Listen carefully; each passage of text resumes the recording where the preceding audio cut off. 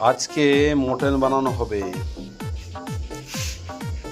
আপনারা দেখুন, মটন, পেঁয়াজ, লঙ্কা, ধনে, জিরে, হলুদ, রসুন, আদা, বাস। আর আমরা হালকা করে গরম জল করে নিচ্ছি প্রথমে, এটা স্টক রেখে নিতে হবে। আজকে সেই লেভেলের মটন বিদেশি কালচার অনুসারে বানানো হবে। মাল পুরা স্টক করে রাখা হয়েছে। কিছুক্ষণের মধ্যে আমরা জলটা গরম হয়ে গেলেই অবশ্যই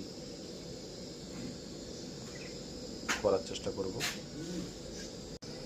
গরম জল দিয়ে রান্নাটা করলে আমার মনে হয় ভালো হবে।